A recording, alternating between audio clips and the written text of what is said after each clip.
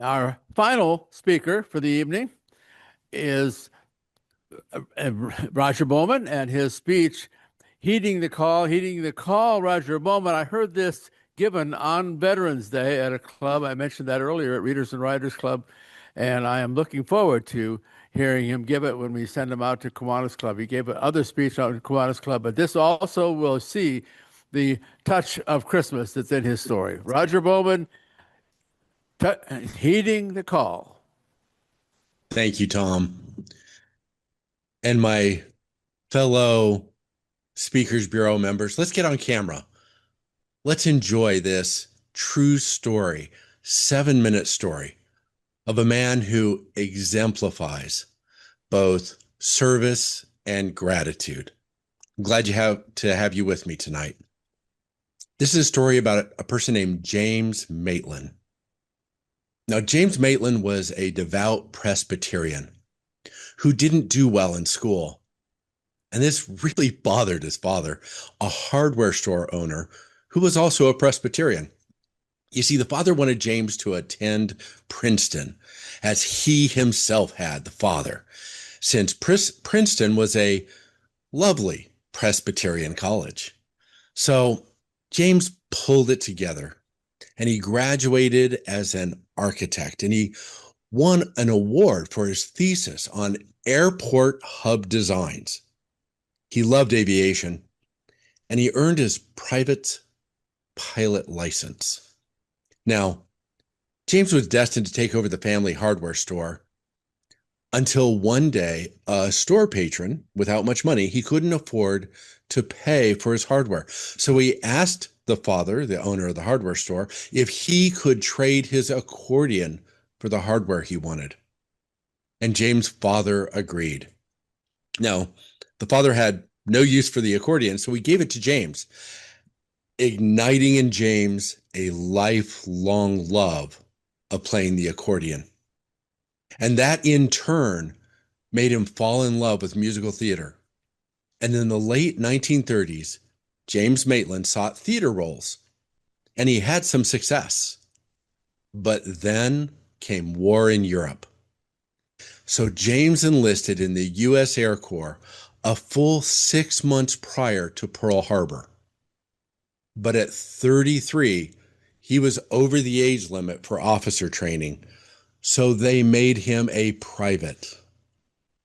But after Pearl Harbor, oh my gosh, we need pilots. America realized they needed pilots desperately. And hello, James. He had a college degree, and he was already a trained pilot.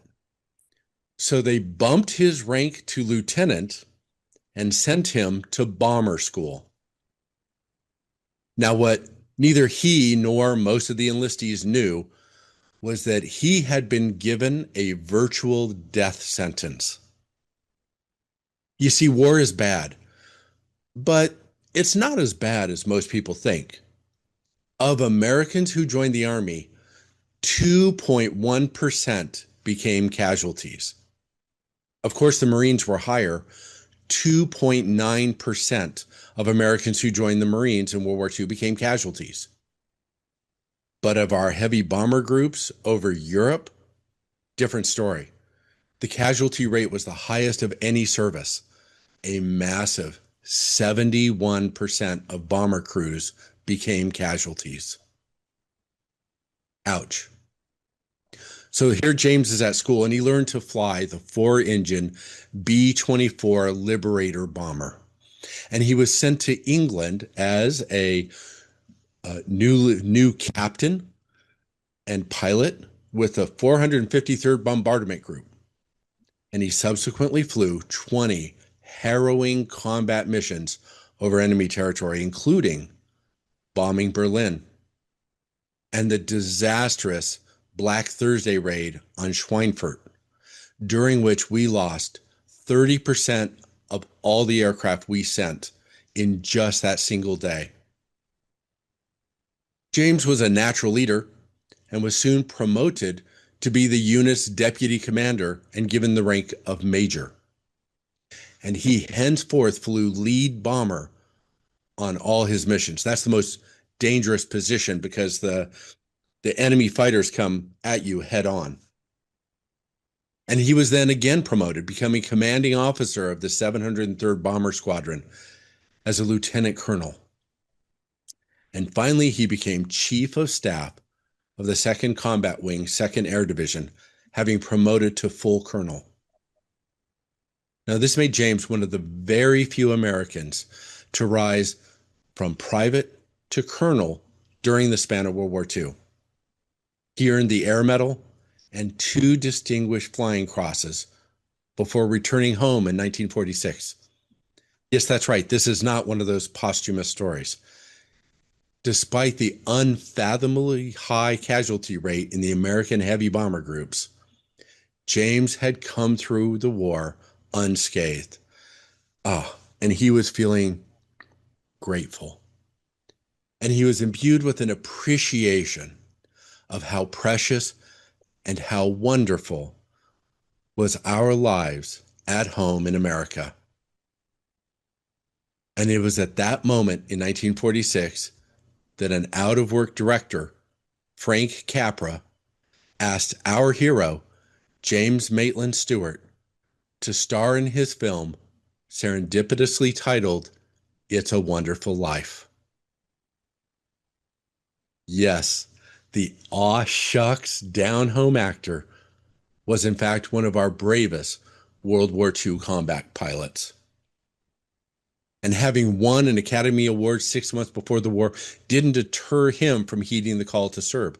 He was offered but declined to be a USO warrior, insisting on real combat missions.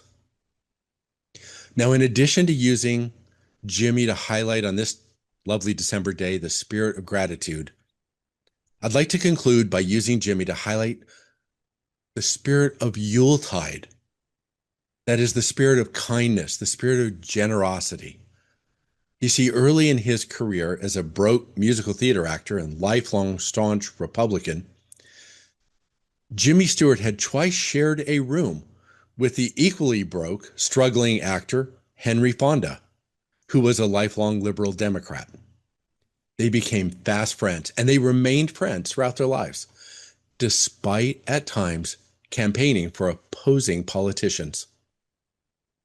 Asked in his later years how he had remained best friends with Fonda for 50 years despite their deep political differences, Stewart replied, quote, "Our views never interfered with our feelings for each other. We just didn't talk about certain things. I can't remember ever having an argument with him, ever." Their year-round Yuletide example of mutual bipartisanship makes me wish Mr. Smith could still go to Washington. Mr. Toastmaster.